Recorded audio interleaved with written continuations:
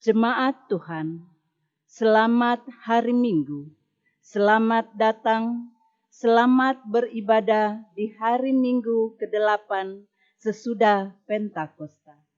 Kiranya ibadah yang kita lakukan saat ini berkenan di hadapan Tuhan dan kita diberkati olehnya.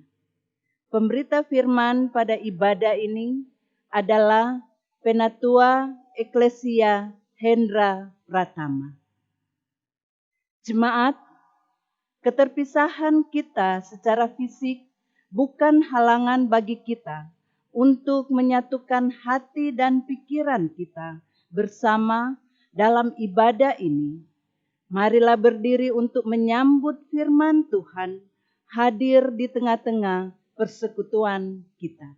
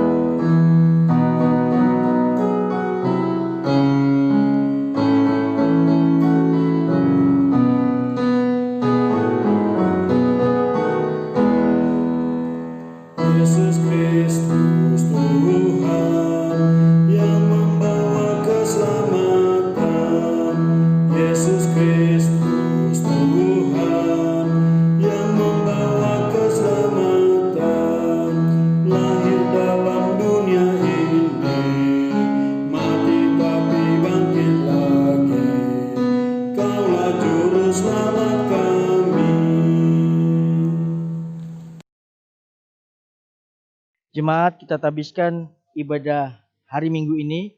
Pertolongan kita adalah dalam nama Tuhan yang menjadikan langit dan bumi.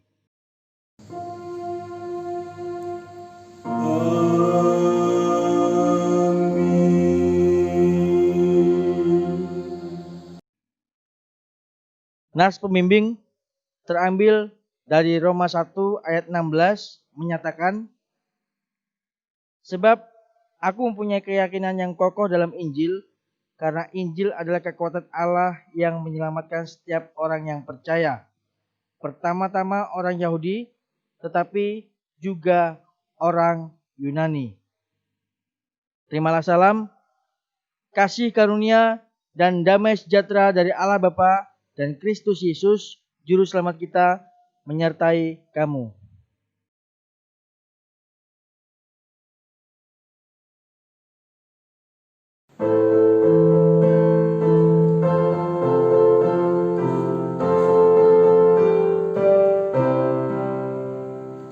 Masuklah semua menghadap Tuhan, sujud di hadirat-Nya. Marilah rendahkan diri dan hati di hadapan tata-Nya. Dalam kekudusan dan kebenaran, sujudlah kepada-Nya. Sukacita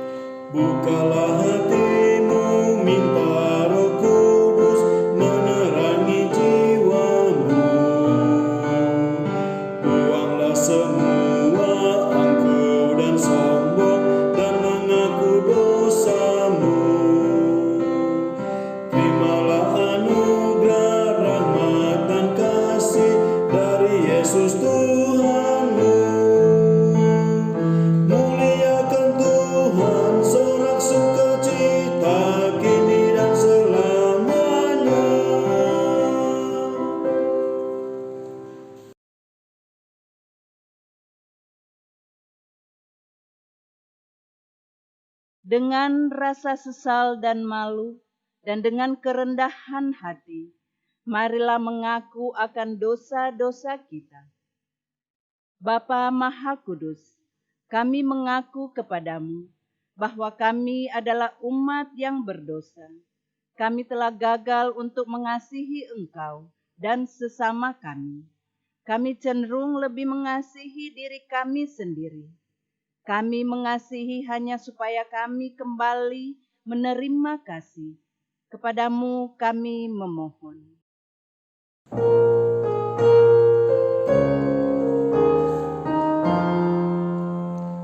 Tuhan kasihanilah, Kristus kasihanilah, Tuhan kasihanilah. Bapa Maha Pengasih, kami mengaku bahwa kami sering tidak setia melayani Engkau. Kami melayani Engkau dengan motivasi salah. Kami melayani hanya agar kami diakui dan dikenal. Kami cenderung lebih mengutamakan harga diri dan hak-hak kami. Kami takut untuk menyatakan yang benar. Kami bersikap diam terhadap berbagai kesalahan dan kecurangan. Kepadamu kami memohon.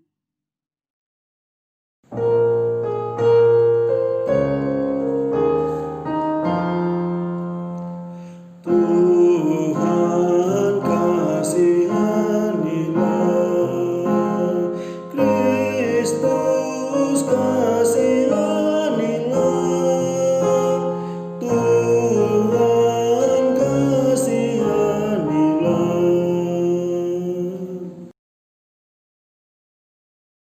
Bapa Maha Penyayang, kami menyadari bahwa sungguh dosa kami bertambah besar, sebab dalam melaksanakan tugas panggilan dan pengutusan, kami terlalu banyak menuntut, sering kecewa dan putus asa. Kami juga terlalu banyak berbicara dan hanya sedikit bekerja.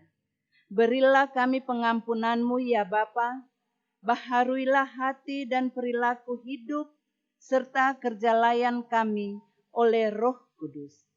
Kami mohon dalam Yesus Kristus, Tuhan dan Penebus kami yang hidup.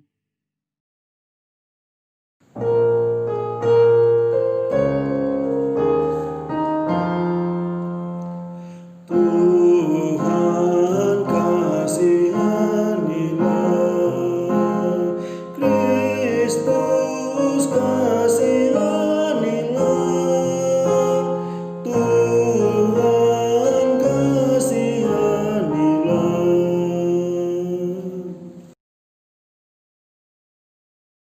Kepada setiap orang yang telah mengaku dosa dan bertobat, disampaikan berita anugerah pengampunan seperti tertulis di dalam Mazmur 32 ayat pertama sampai kedua yang menyatakan, berbahagialah orang yang diampuni pelanggarannya, yang dosanya ditutupi.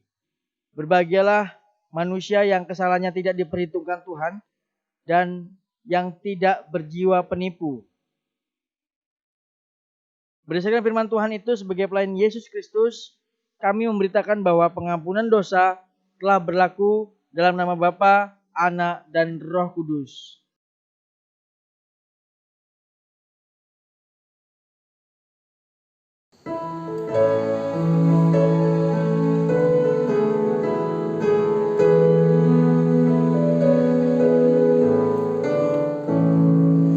Maukah dosamu dihapus bersih, besar kuasa-Nya, darah Tuhan, kau kan menang dari kuasa gelap, ajaib kuasa darah Tuhan, pada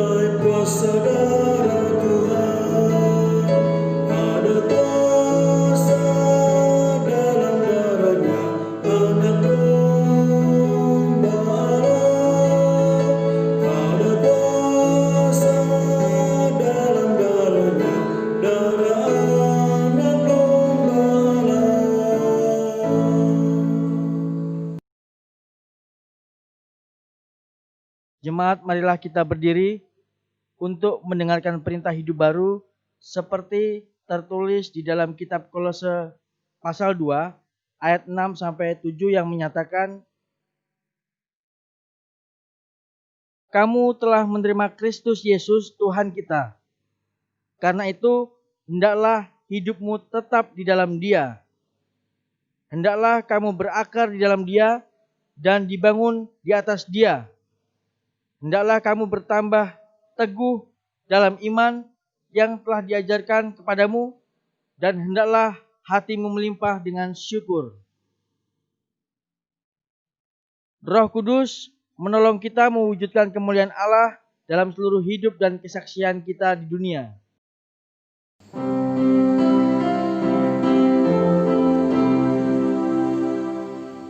Kemuliaan bagi Bapa, Putra, dan Roh Kudus, seperti semula, kini dan terus, dan kekal selama-lamanya.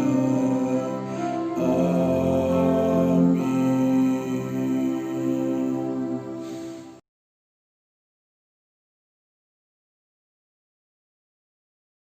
Jemaat, mari kita berdoa untuk memohon bimbingan Roh Kudus. Kita berdoa. Tuhan Yesus, saat ini kami mengucap syukur atas kekuatan dan juga kesehatan serta perlindungan yang Tuhan berikan dalam hidup kami. Sehingga hari ini Tuhan, kami diberikan kesempatan untuk beribadah, untuk memuji dan memuliakan nama-Mu. Dan saat ini Tuhan, kami akan merenungkan sebagian dari firman-Mu. Oleh karena itu Tuhan, Engkau urapi kami semua Tuhan, sehingga kami bisa mengerti, memahami, terlebih lagi kami bisa menjadi pelaku firman di dalam kehidupan sehari-hari kami. Engkau juga urapi Tuhan hamba-Mu yang akan menyampaikan pemberitaan firman-Mu, apa yang diberitakan sesuai dengan seturut dengan kehendak Tuhan saja. Kami serahkan Tuhan dalam pemberitaan firman Tuhan ini, kami siap untuk merenungkannya. Terpujilah nama-Mu. Amin. Jemaat, marilah berdiri untuk mendengarkan firman Tuhan yang dibacakan dari Alkitab. Haleluya.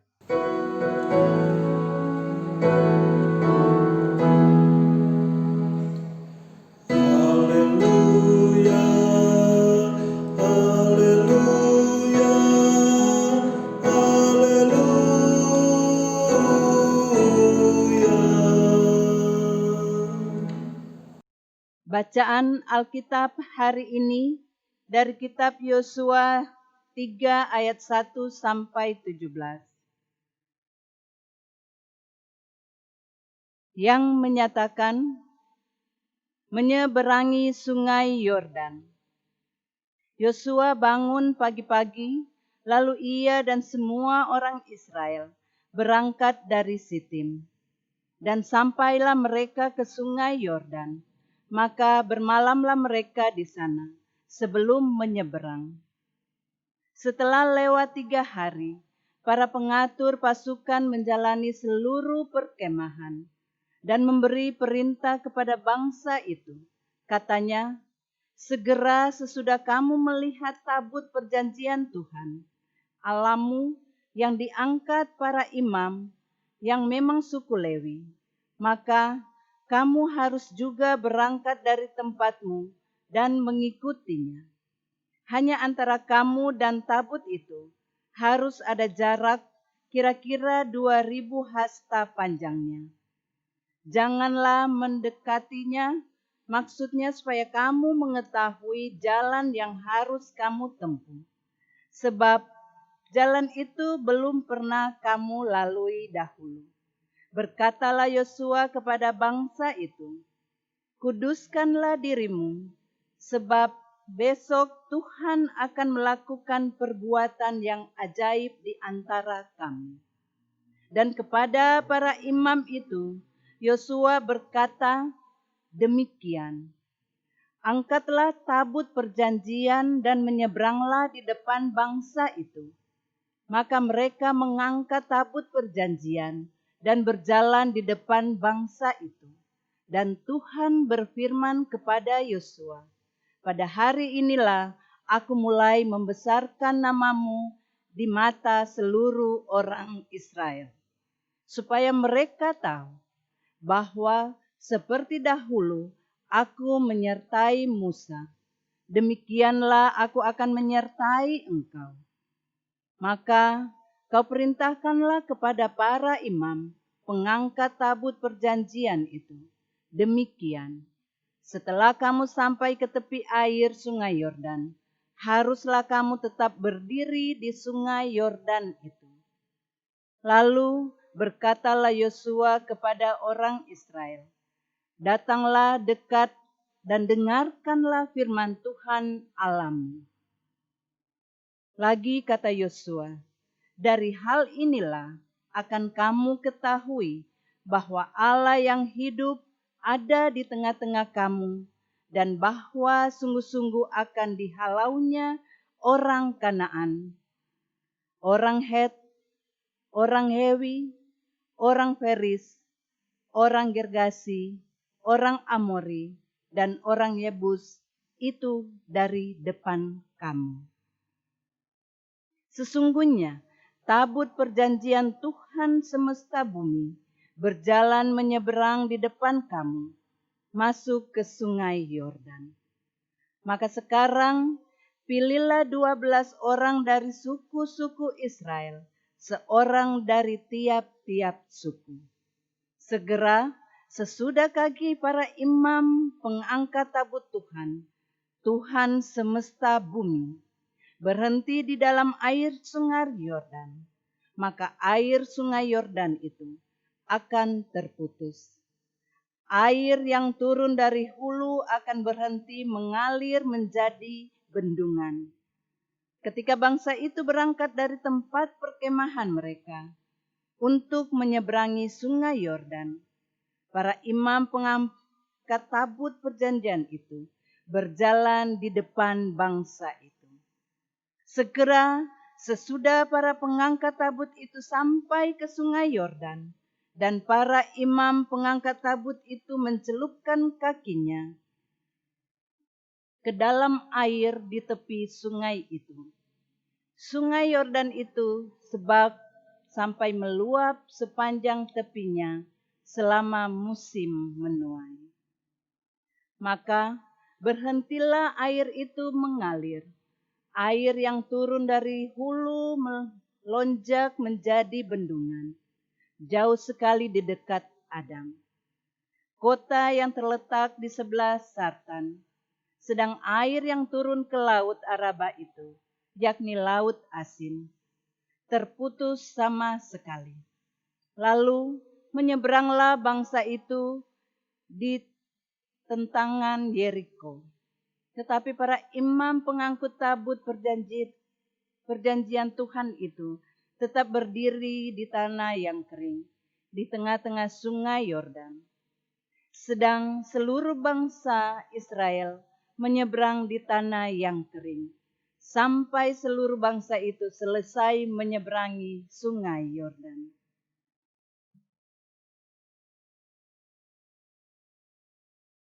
Demikian pembacaan Alkitab.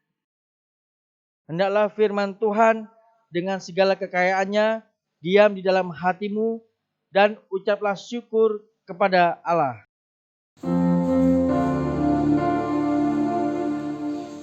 Kepadamu puji-pujian, nada syukur dan segala kemuliaan,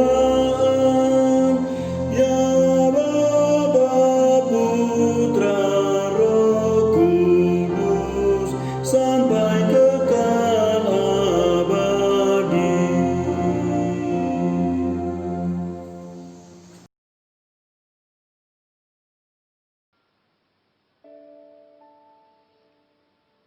Jemaat yang dikasihi oleh Tuhan kita Yesus Kristus, Shalom.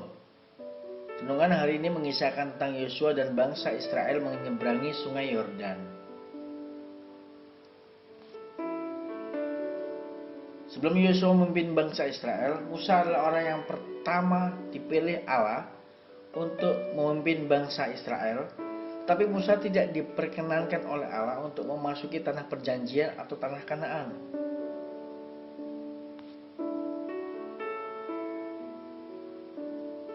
Alasan mengapa Tuhan tidak mengizinkan Musa masuk ke dalam tanah perjanjian adalah karena Musa tidak taat kepada Allah. Kisahnya dapat kita baca dalam kitab Bilangan 20 ayat 2-13 dengan judul perikop dosa Musa dan Harun. Tetapi Allah mengizinkan Musa untuk bisa melihat tanah perjanjian tersebut hanya dari atas puncak gunung Pisga. Dan sesudah Musa melihat tanah perjanjian dari atas gunung tersebut, lalu Musa wafat atau Musa meninggal. Jemaat yang dikasihi Tuhan Yesus Kristus, selain Musa dan Harun yang tidak diizinkan oleh Allah untuk memasuki tanah perjanjian, Allah juga menolak atau tidak mengizinkan semua laki-laki Israel yang berusia 20 tahun ke atas untuk masuk ke tanah perjanjian, karena mereka semua telah melakukan pemberontakan kepada Tuhan, kecuali Yosua dan Kaleb, karena Yosua dan Kaleb tidak melakukan yang jahat di mata Tuhan.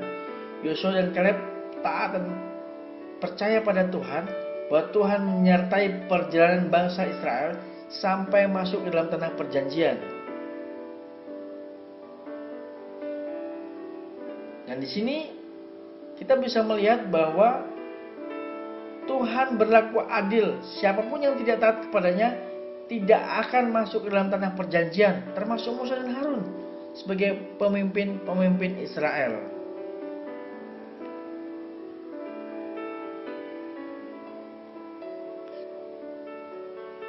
Dan setelah kematian Musa, Tuhan memilih Yosua untuk menggantikan Musa.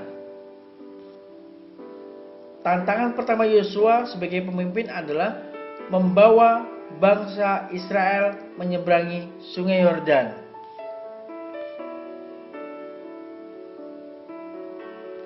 Di sini mungkin ada yang berkata bahwa bangsa Israel pernah menyeberangi Laut Teberau di bawah kepemimpinan Musa. Jadi, nyebrang laut aja bisa, apalagi nyebrang sungai. Kalau ada yang berpikir seperti itu, maka saya katakan sama. Saya pun pada awalnya juga berpikir seperti itu. Nyebrang laut aja bisa, apalagi nyebrang sungai. Tetapi ternyata tidak seperti itu. Dari referensi yang saya baca di internet, Sungai Yordan yang dangkal saja itu kedalamannya bisa mencapai 3 meter. Belum lagi ditambah dengan air Sungai Yordan yang deras dan meluap sampai ke tepinya Sungai Yordan maksudnya. Kita bisa membayangkan air sangat deras dengan kedalaman saat dangkal aja mencapai 3 meter, itu sangat membahayakan manusia yang akan melintasi atau menyeberangi sungai tersebut.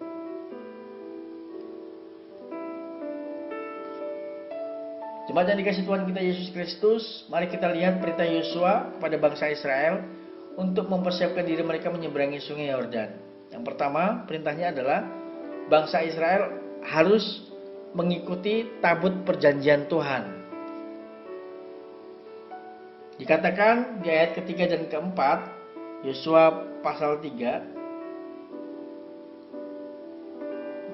dan memberi perintah kepada bangsa itu, katanya, segera sesudah kamu melihat tabut perjanjian Tuhan Allahmu yang diangkat para imam yang memang suku Lewi, maka kamu harus juga berangkat dari tempatmu dan mengikutinya. Ayat keempat, hanya antara kamu dan tabut itu harus ada jarak kira-kira 2000 hasta panjangnya. Janganlah mendekatinya. Maksudnya supaya kamu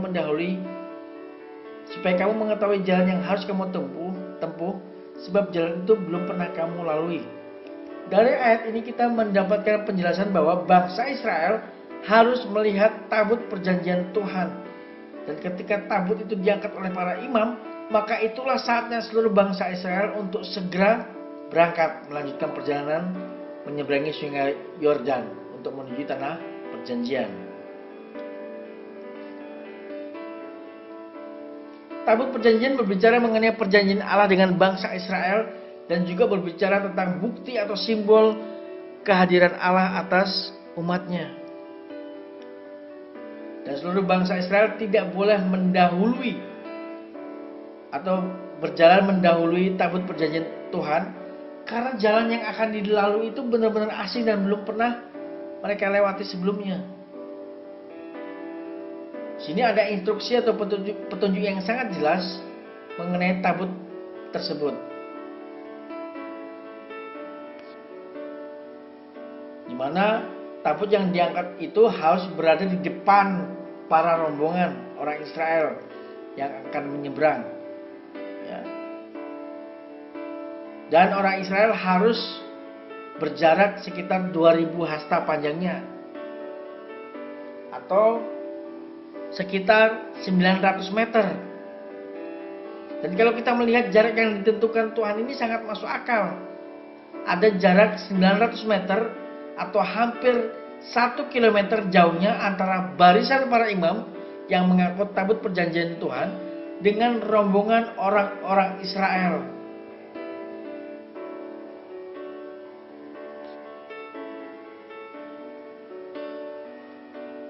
Dan jutaan orang Israel yang harus menyeberangi sungai Yordan tersebut itu merupakan angka kerumunan manusia yang banyak dan dahsyat banyaknya.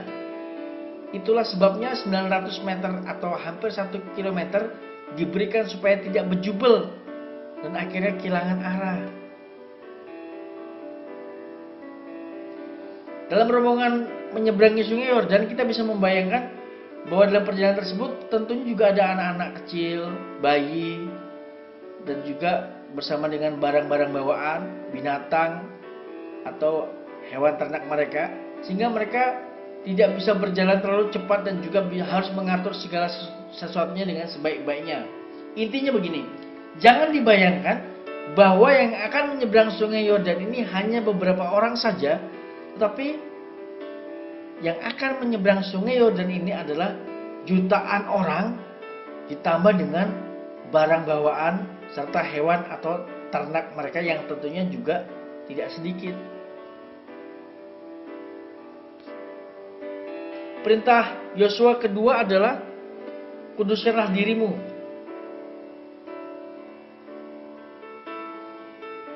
Ini merupakan perintah yang sangat aneh. Mengapa aneh? Kalau kita melihat kisah-kisah sebelumnya di dalam kitab Bilangan pasal 13, di mana Tuhan memerintahkan Musa untuk mengirim beberapa orang yang ditugaskan mengamat-amati atau mengintai tanah Kanaan sebagai tanah perjanjian. Apa kabar yang dibawa pulang oleh para pengintai-pengintai tersebut? Dalam kitab Bilangan pasal 13 dikatakan bahwa para pengintai merasa pesimis karena tanah Kanaan yang merupakan tanah perjanjian tersebut ternyata bukan tanah kosong, tetapi tanah yang telah dihuni oleh orang-orang kuat dan gagah perkasa. Tetapi ada dua orang dari pengintai tersebut yang bernama Yosua dan Kaleb melihat dari sudut pandang yang berbeda. Yosua dan Kaleb melihat bahwa Allah menyertai perjalanan bangsa Israel dan terus mendorong umat Israel untuk tetap bertahan dan tetap terus melangkah masuk ke dalam tanah perjanjian tersebut. Sekalipun dalam kitab Yosua pasal 2 ayat ke-24, Yosua juga memerintahkan dua orang pengintai untuk masuk ke dalam untuk mengintai tanah Kanaan. Dan hasil pengintaian tersebut bisa dilihat dari Yosua 2 ayat 24 bahwa Tuhan telah menyerahkan seluruh negeri ini ke dalam tangan orang Israel. Tetapi ada satu hal yang tetap dirasa sebagai sesuatu yang tidak masuk akal. Tuhan memerintahkan bangsa Israel menyeberangi sungai Yordan.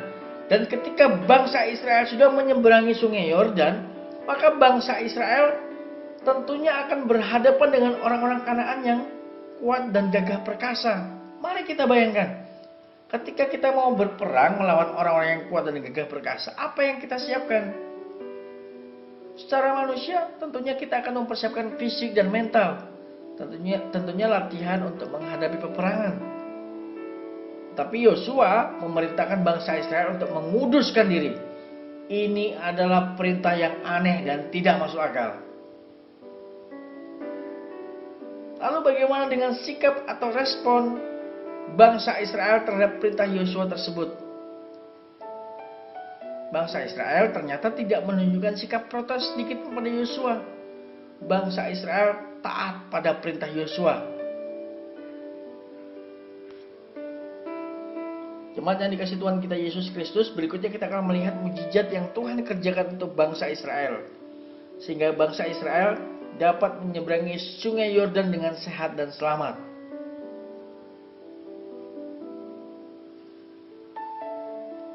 Ayat ke-15, Yosua 3 ayat 15, segera sesudah para pengangkut tabut itu sampai ke sungai Yordan, dan para imam pengangkat tabut itu mencelupkan kakinya ke dalam air di tepi sungai itu, sungai Yordan itu sebak sampai meluap sepanjang tepinya selama musim menuai. Dari ayat 15 ini kita mengetahui bahwa ketika para imam pengangkut tabut perjanjian itu sampai di sungai Yordan, kondisi sungai Yordan itu sebak sampai meluap. Dalam Kamus Besar Bahasa Indonesia Online, sebak itu sama dengan penuh dan banyaknya air, atau airnya hampir meluber. Sehingga kita bisa membayangkan bahwa ketika para imam pengangkut tabut perjanjian itu sampai ke sungai Yordan dalam keadaan pasang sampai meluap sepanjang tepi sungai Yordan. Tadi kita sudah mengetahui bahwa kondisi sungai Yordan dalam keadaan surut saja, dasar sungainya itu mencapai kedalaman sekitar 3 meter. Nah, ini ketika para imam pengangkut tabut perjanjian sampai ke sungai Yordan dalam keadaan pasang penuh dengan air dan tentunya sangat dalam, sangat membahayakan untuk diseberangi. Di ayat ke-16 dan ke-17 itulah mujizat terjadi. Maka berhentilah air itu mengalir. Dan mujizat itu terjadi begitu kaki para imam itu menyentuh air. Hal ini menunjukkan bahwa para imam itu pasti mempunyai iman yang hebat, sehingga tetap berani jalan atau terus melangkah, sehingga sungai Yordan yang tadinya meluap kemudian menjadi kering. Bahkan sungai Yordan mengering dalam waktu yang cukup lama, yaitu sampai seluruh rombongan bangsa Israel menyeberangi sungai Yordan tersebut. Tentunya kalau sungai Yordan sudah menjadi kering, maka akan bisa dilalui atau diseberangi oleh seluruh rombongan bangsa Israel.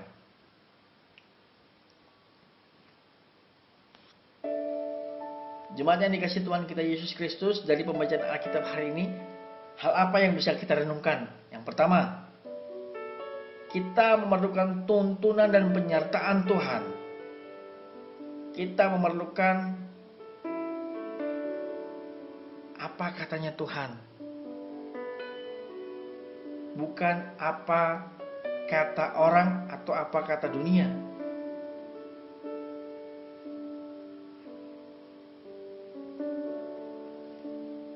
Di ayat keempat tadi kita melihat bahwa Yosua memerintahkan bangsa Israel berjalan mengikuti tabut perjanjian dan tidak boleh mendahului tabut tersebut. Dengan kata lain, rombongan bangsa Israel harus berjalan dengan memperhatikan supaya dapat tetap melihat tabut perjanjian Tuhan tersebut sebagai panduan dalam melangkah. Begitu juga dengan kehidupan yang kita jalani. Menjalani hidup di tengah dunia saat ini pun juga memerlukan tuntunan dan penyertaan Tuhan melalui Roh Kudus-Nya. Kenapa? Karena kita tidak tahu apa yang akan terjadi di depan kita. Kita tidak tahu apa yang akan terjadi besok. Kita tidak tahu apa yang akan terjadi lusa, bulan depan, tahun depan. Dan kalau kita berjalan sendiri tanpa melihat petunjuk dari Tuhan, maka kita akan tersesat dan kita mengalami frustrasi. Tapi apabila kita mengikuti tuntunan Tuhan, dengan kita selalu berkomunikasi dengan Tuhan melalui doa, ketekunan dalam mencari petunjuk Tuhan melalui Alkitab, kita pasti tidak akan salah jalan atau tidak akan tersesat.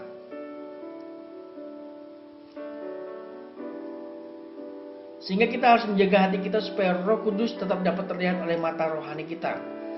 Atau dalam arti lain, kita percaya bahwa apa kata firman Tuhan, bukan percaya pada apa kata orang, bukan percaya pada apa kata dunia.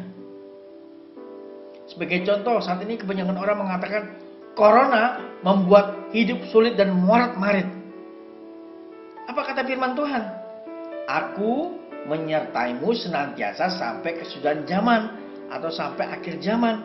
Sehingga sesulit apapun, kalau kita percaya pada Tuhan, maka Tuhan sanggup untuk mengubah situasi sulit tersebut menjadi sebuah kebaikan.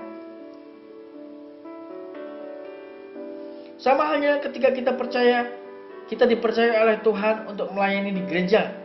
Misalnya sebagai pengurus pelengkap, atau sebagai majelis di gereja, atau sebagai apapun lah. Kalau kita dengar kata orang, model kayak kamu kok melayani, ngaca dulu sana, belajar dulu sana. Apa mungkin bisa kamu melayani? Ngomong depan satu orang aja gemetaran, apalagi ngomong depan banyak orang.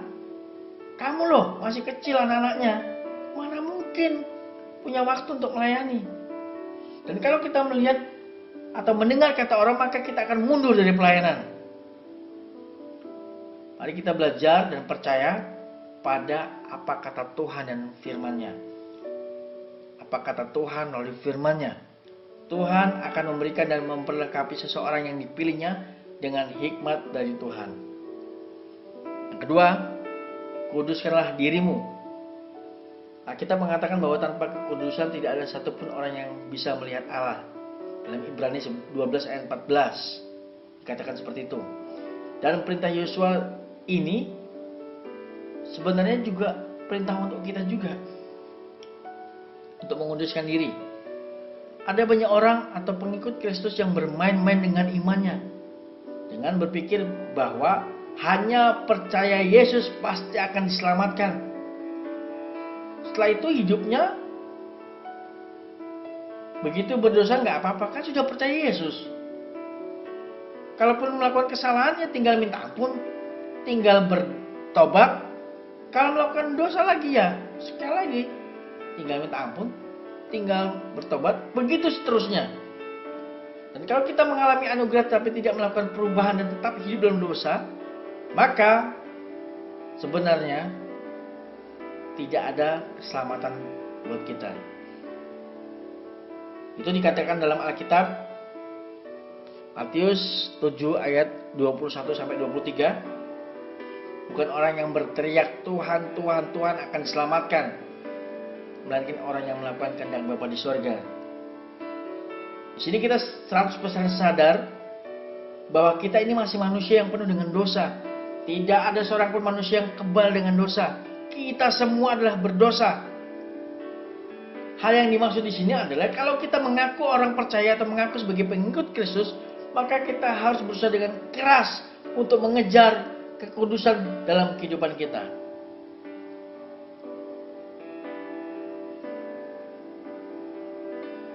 Dan iman kita pun harus mengalami kenaikan, bukan semakin menurun. Sehingga di sini hidup kudus itu merupakan sesuatu yang sangat penting. Dan menguduskan diri itu merupakan persiapan supaya Allah bekerja untuk kita dalam arena peperangan dalam kehidupan ini. Begitu juga dengan kehidupan pelayanan. Pelayanan di gereja, pelayanan di tempat kerja atau usaha, di sekolah, kampus, bahkan di rumah dan dimanapun. Karena sejatinya dimanapun kita berada itu adalah sebuah pelayanan. Seperti yang dikatakan dalam kitab Kolose 3 ayat 23, apapun yang kamu perbuat, perbuatlah dengan segenap hatimu, seperti untuk Tuhan bukan untuk manusia. Persiapan apa yang kita lakukan? Apakah kita hanya mempersiapkan penampilan supaya bisa dilihat oleh orang banyak, kalau kita ini bisa, kalau kita ini mampu. Atau kita berusaha untuk menguduskan diri dan meminta hikmat pada Tuhan sehingga kita bisa menjadi pelaku firman seperti yang dikatakan dalam kitab Kolose 3 ayat 23 tadi.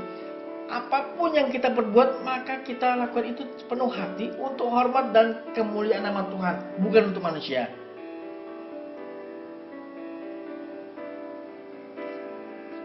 Hal yang ketiga yang bisa kita renungkan adalah jangan banyak protes. Ketika Yosua meminta bangsa Israel untuk menguduskan diri mereka, secara manusia inilah perintah yang aneh dan tidak masuk akal. Karena setelah menyeberangi sungai Yordan, bangsa Israel harus menghadapi penduduk Kanaan yang kuat dan gagah perkasa. Seharusnya perintah Yosua kepada bangsa Israel adalah, ayo, latihlah fisikmu supaya kuat melawan penduduk Kanaan. Itu adalah perintah yang logis ketika kalau itu yang diperintahkan Yosua.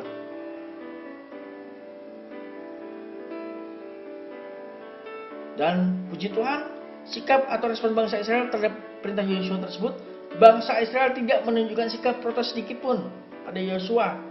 Ini sama halnya dengan bahwa bangsa Israel percaya pada Allah dan firman-Nya, bahwa Tuhan memberikan kemenangan pada mereka. Begitu juga dengan kehidupan kita. Sudahkah kita benar-benar menyadari betapa pentingnya taat pada perintah atau firman Tuhan? Atau justru kita lebih sering protes terhadap perintah dan ketetapan Tuhan dalam kehidupan kita? Misalnya, kenapa ya hidupku begini? Kenapa ya aku melayani bidang ini? Aku nggak tahu apa-apa, nggak bisa apa-apa di bidang ini. Ketahuilah bahwa Tuhan itu memilih kita apa adanya, tetapi Tuhan tidak akan membiarkan kita untuk tetap apa adanya. Tuhan akan memberikan hikmat-Nya, memperlengkapi kita, dan untuk memampukan kita. Atau mungkin kita juga sering protes. Kenapa kok dia yang terpilih menjadi pemimpin? Padahal aku lebih pintar, aku lebih rajin, aku lebih berpengalaman. Jam terbangku di pelayanan atau pengalamanku di bidang apapun gak usah diragukan lah. Kenapa kok dia yang terpilih? Dia kan anak baru. Kok bisa langsung menjadi ini dan itu? Harusnya itu aku. Mari kita belajar untuk tidak banyak protes. Belajar untuk siap memimpin. Belajar untuk siap memimpin. Dan belajar untuk siap dipimpin ketika orang lain yang memimpin. Yang keempat, yang terakhir, iman membuahkan jawaban. Sebagai manusia, secara psikologis, para imam pengangkut tabut tersebut tentu memiliki perasaan takut.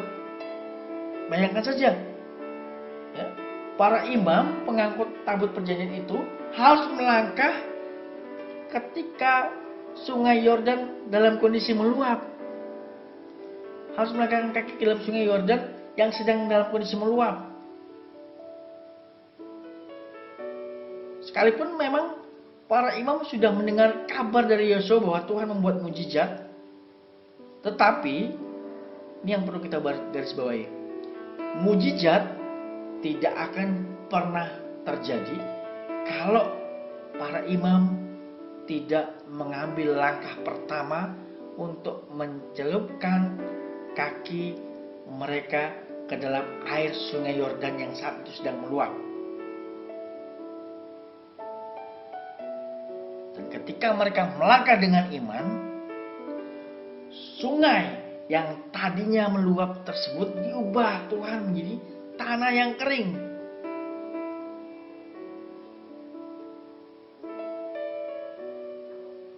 Dan Tuhan membuat peristiwa penyeberangan sungai Yordan untuk membuat bangsa Israel melangkah dalam iman. Begitu juga dengan kehidupan kita. Masalah yang kelihatannya begitu besar, dengan iman maka kita bisa melewatinya. Sekalipun kita melihat ada kesukaran di depan kita, kita harus terus berjalan dengan iman. Dan Tuhan akan membuka jalan pada waktunya.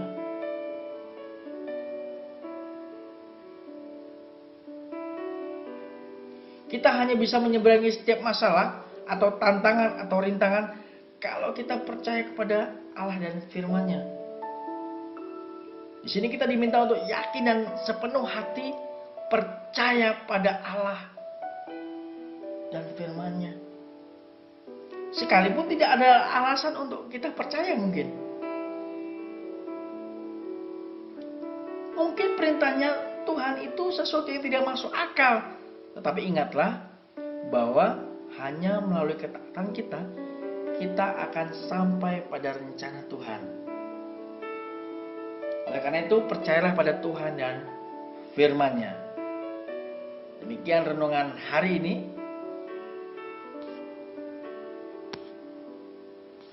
Tuhan Yesus memberkati. Amin.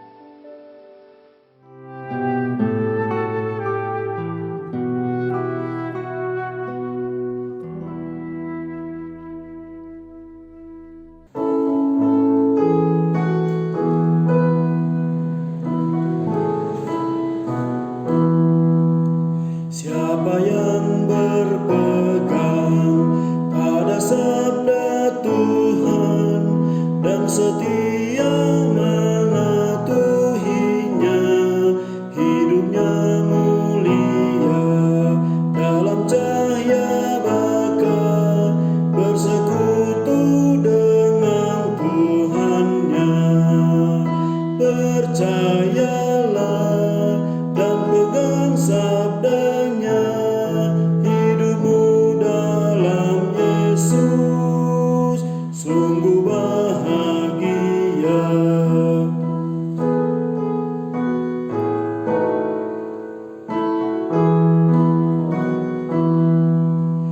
Oh betapa senang hidup dalam terang, beserta Tuhan di jalannya. Jika mau mendengar serta patuh benar dan tetap berpegang padanya.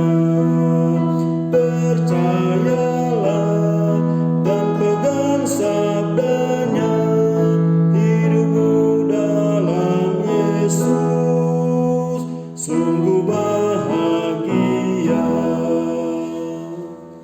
Jemaat, mari kita berdiri bersama dengan seluruh umat percaya di segala waktu dan tempat.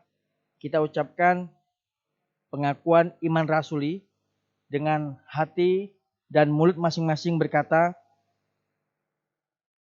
aku percaya kepada Allah, Bapa yang Maha Kuasa, Khalik langit dan bumi, dan kepada Yesus Kristus, anaknya yang tunggal Tuhan kita, yang dikandung daripada Roh Kudus, lahir dari anak darah Maria, yang menderita di bawah pemerintahan Pontius Pilatus, disalibkan, mati dan dikuburkan, turun ke dalam kerajaan maut. Pada hari yang ketiga, bangkit pula dari antara orang mati, naik ke sorga, duduk di sebelah kanan Allah, Bapa yang Maha Kuasa, dan akan datang dari sana untuk menghakimi orang yang hidup dan yang mati. Aku percaya kepada Roh Kudus, gereja yang kudus dan am, persekutuan orang kudus, pengampunan dosa, kebangkitan daging, dan hidup yang kekal. Jemaat, mari kita menaikkan doa syafaat kita kepada Tuhan. Kita berdoa. Tuhan Yesus Kristus yang menganugerahkan hidup, kekuatan, dan kesehatan bagi kami selaku umat ciptaan-Mu, kami bersyukur ya Tuhan, karena kami diperkenankan lagi untuk datang beribadah di rumah kami masing-masing, memuji dan memuliakan kebesaran nama-Mu. Kami bersyukur juga karena Engkau telah menyertai dan memberkati kehidupan kami selama seminggu yang telah kami lalui. Kami senantiasa dikelilingi oleh berbagai bentuk berkat yang sudah kami peroleh, baik itu melalui pekerjaan kami, ataupun dari siapapun yang menjadi tangan-Mu untuk membantu kami. Bahkan terhadap situasi yang kelihatannya tidak baik ini, kami tetap percaya bahwa Tuhan sudah mengubahnya menjadi sebuah kebaikan di dalam kehidupan kami. Terima kasih, kami juga telah mendengarkan sebagian dari firman Tuhan Kami sudah dikuatkan oleh firman-Mu bahwa Engkau senantiasa menggenapi janji-Mu. Pertolongan dan mujizat Tuhan senantiasa Tuhan berikan di dalam langkah hidup bagi kami yang percaya kepadamu. Ajarkan kami untuk senantiasa melihat bahwa Tuhan senantiasa berkuasa atas segala pergumulan kehidupan kami. Sehingga kami senantiasa yakin pada Tuhan dan firman-Nya. Dan juga dalam menjalani aktivitas kehidupan kami, tentunya tidak lepas dari persoalan dan berbagai pergumulan yang kami alami. Dan kami menyadari bahwa seringkali kami lupa untuk bersyukur kepadamu. Kami juga seringkali melakukan hal-hal yang tidak baik, yang Tuhan tidak kehendaki. Maka dari itu, mohon kami diampuni atas segala dosa dan pelanggaran kami. Dan Tuhan menunjukkan jalan yang terbaik dari setiap pergumulan yang kami alami, supaya kami bisa menghadapi beban dan pergumulan yang selama ini kami rasakan. Selanjutnya kami berdoa untuk bangsa dan negara Indonesia, supaya kuasa kepemimpinan yang telah diamanatkan oleh Tuhan kepada pemimpin kami yang ada di pemerintah pusat, pemerintah daerah, pemerintah desa atau kelurahan, sampai kepada pemimpin di tingkat RT, biarlah amanat tersebut digunakan sebaik-baiknya untuk kesejahteraan orang banyak. Tuhan juga lindungi bangsa negara kami serta kota kami, terutama saat ini kami menghadapi persoalan dan tantangan yaitu virus corona. Tuhan melindungi dan memberikan hikmat kepada semua pemimpin kami. Tuhan melindungi dan memberikan hikmat kepada seluruh tenaga medis dan pihak-pihak yang secara khusus terlibat dalam penanganan pandemi COVID ini. Dan Tuhan juga melindungi, memberikan hikmat juga kepada kami untuk bisa memutus mata rantai penyebaran virus tersebut. Terlebih lagi kami percaya bahwa darah Yesus sudah menyucikan tubuh kami, sehingga kami terlindung dari virus corona dan virus apapun, sehingga kami bisa beraktivitas setiap harinya. Selanjutnya kami berdoa untuk pemberitaan kabar baik, yaitu pemberitaan Injil-Mu di seluruh muka bumi, khususnya di GPIB Marturia Lojanan, mulai dari Pendeta Maksi Roke Mangke, seluruh presbiter, seluruh pengurus dan pelayan pelekat dan komisi-komisi, dan seluruh jemaat-Mu di GPIB Marturia Lojanan, biarlah senantiasa tercipta semangat dan kerjasama di antara kami, supaya tercipta persekutuan yang indah, dan kami dapat saling menopang satu terhadap yang lain.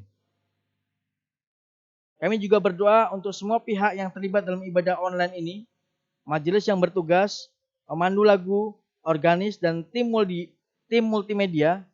Tuhan berkati senantiasa kehidupan dan pelayanan kami. Kami juga berdoa untuk jemaat-Mu yang bersyukur atas sukacita ulang tahun kelahiran atau ulang tahun perkawinan. Dan kami sungguh menyadari bahwa tanpa pemeliharaan Tuhan dan kasih sayang Tuhan, kami tidak dapat menikmati setiap sukacita ini. Lengkapilah sukacita iman yang boleh mereka rasakan saat ini, dan biarlah senantiasa berkat Tuhan terus mengalir di tengah kehidupan mereka. Bagi jemaat-Mu yang Kau dapati saat ini bergumul dengan keadaan sakit, senantiasa Tuhan menjamah setiap bagian tubuh yang sakit, serta memberkati setiap obat yang dimakan atau diminum, dan memberikan kesabaran di dalam menghadapi proses penyembuhan dan pemulihan.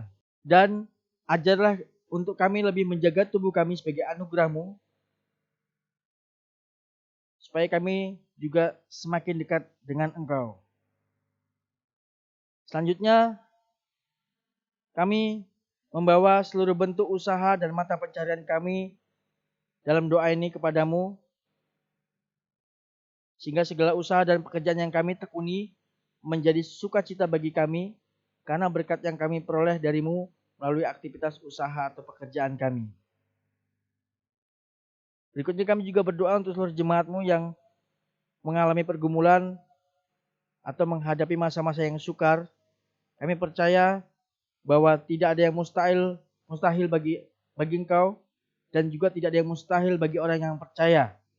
Sehingga saat ini kami berdoa di dalam nama Tuhan Yesus, yang sakit Tuhan sembuhkan, yang lemah Tuhan kuatkan, dan orang-orang yang berbeban berat atau menghadapi masa-masa sukar, Tuhan bangkitkan kembali semangat dalam hidup mereka, dan Tuhan bukakan jalan atas pergumulan hidup mereka. Karena kami percaya selama kami bergantung pada Tuhan dan Tuhan memegang kehidupan kami, maka kemenangan dan mujizat, anugerah dan kuasa Tuhan menjadi bagian di dalam kehidupan kami. Ya Tuhan, dalam pengasihan-Mu kami mohon, peliharalah kami di dalam kasih Yesus Kristus, Tuhan dan Juru Selamat kami, yang telah mengajarkan kami berdoa. Bapa kami yang di sorga, dikuduslah nama-Mu. Datanglah kerajaan-Mu, jadilah kehendak-Mu di bumi seperti di sorga. Berikanlah kami pada hari ini makanan kami yang secukupnya. Dan ampunilah kami akan kesalahan kami, seperti kami juga mengampuni orang yang bersalah kepada kami. Dan jangan membawa kami ke dalam pencobaan, tapi lepaskanlah kami daripada yang jahat.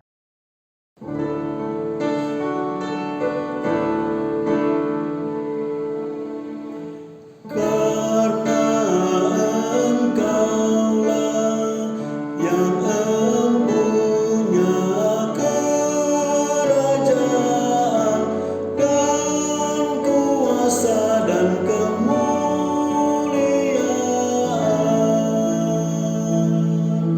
sampai selama-lamanya.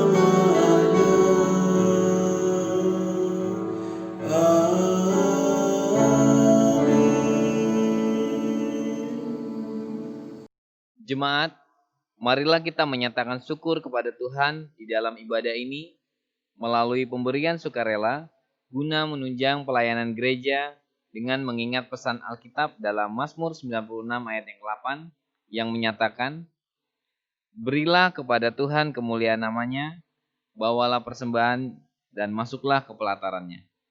Tuhan memberkati saudara dan persembahan saudara.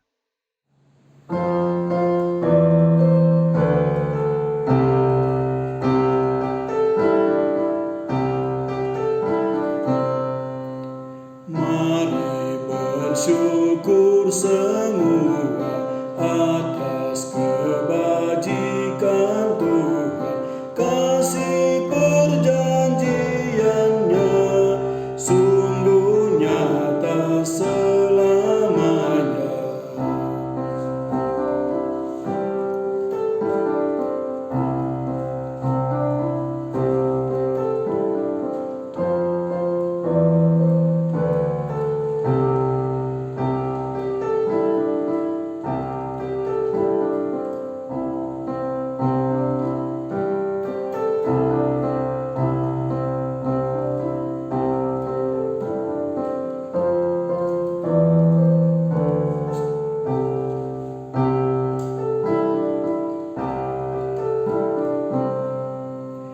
Langit bumi ciptaannya mencerminkan kuasanya, kasih perjanjiannya sungguh nyata selamanya. Jemaat, mari berdiri untuk menyerahkan persembahan ini kepada Tuhan dalam doa syukur.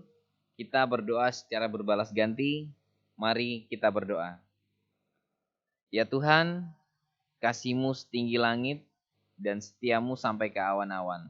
Seluruh hidup kami dipenuhi dengan kasih-Mu dan melimpah dengan berkat-Mu. Kepadamu kami serahkan persembahan ini sebagai tanda setia kami untuk selalu hidup di dalam kasih-Mu. Dalam nama Yesus, terima syukur kami.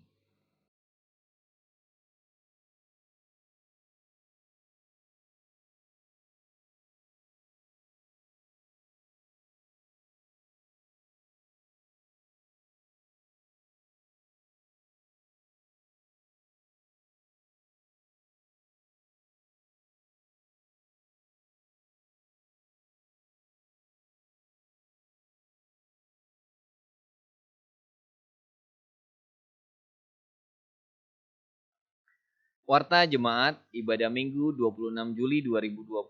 Yang pertama, Majelis Jemaat GPIB Marturia Lojanan mengucapkan terima kasih kepada pelayan firman, Penatua Eklesia Hendra Pratama, presbiter yang bertugas, organis, pemandu lagu, dan tim multimedia yang telah melayani ibadah ini. Tuhan Yesus memberkati. Yang kedua, majelis jemaat mengucapkan selamat menyongsong berkat dan sukacita dari Tuhan kepada jemaat yang akan berhari ulang tahun kelahiran dan ulang tahun perkawinan dari tanggal 27 Juli 2020 sampai dengan 2 Agustus 2020. Tuhan Yesus memberkati sukacita saudara dan keluarga. Yang ketiga, kesaksian pujian. Bagi jemaat yang memiliki kerinduan memberikan kesaksian pujian dalam ibadah minggu online, dapat merekam sendiri video kesaksian pujiannya dan mengirimkannya ke tim multimedia atau menghubungi saudara Stani. Yang keempat, cuti pendeta. Berdasarkan surat Majelis Sinode GPIB nomor 47/20/MS Romawi 20/KP-TS, Pendeta Maksi Roy Kemangke akan melaksanakan cuti besar selama 3 bulan dan dilaksanakan dalam 2 tahap. Tahap yang pertama, tanggal 1 Juli 2020 sampai dengan 15 Agustus 2020. Yang tahap kedua, tanggal 1 Oktober 2020 sampai dengan 15 November 2020. Dan saat ini Pendeta Maksi Roy Kemangke melaksanakan cuti besar tahap pertama. Selama Pendeta Maksi Roy Kemangke melaksanakan cuti, tugas dan tanggung jawab pelayanan didelegasikan kepada Penatua Leksi Wawiling. Yang kelima, ibadah pemberkatan perkawinan. Akan dilaksanakan ibadah pemberkatan perkawinan Saudara Johan Bagus Triwidodo SSN, Saudara Jos, dengan Saudari Sania Aliansa SKM pada hari Sabtu 8 Agustus 2020 di GPIB Marturia Lojanan. Yang selanjutnya, ucapan terima kasih. Majelis Jemaat GPIB Marturia Lojanan mengucapkan terima kasih kepada yang pertama, keluarga Parlin Syam Sinaga atas sumbangan 2 unit AC. Yang kedua, Panitia Hari Raya Gerejawi 2019-2020 atas sumbangan berupa uang sebesar 15 juta rupiah yang telah dibelikan berupa 2 unit AC. Yang ketiga, Pelkat Gerangkat Pemuda atas sumbangan berupa 1 unit AC dan 10 pieces kursi plastik Greenleaf. Sumbangan unit AC tersebut sudah dipasang di dalam gedung gereja. Kiranya Tuhan Yesus memberkati. Yang selanjutnya, warta keuangan akan disampaikan dalam grup WA Marturia Center. Demikian warta jemaat hari ini. Atas perhatiannya diucapkan terima kasih. Majelis Jemaat GPIB Marturia Lojanan. Jemaat diundang berdiri. Pergilah dengan damai sejahtera Tuhan ke dalam kehidupan kita sehari-hari dan lakukanlah firman Tuhan yang telah kita dengar.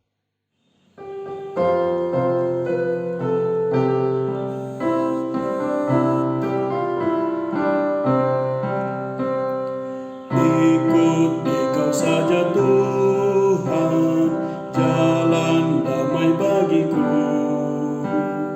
Aku selamat dan sentosa hanya oleh darah-Mu. Aku ingin ikut Engkau dan mengabdi padamu. Dalam Engkau juru selamatku bahagia penuh.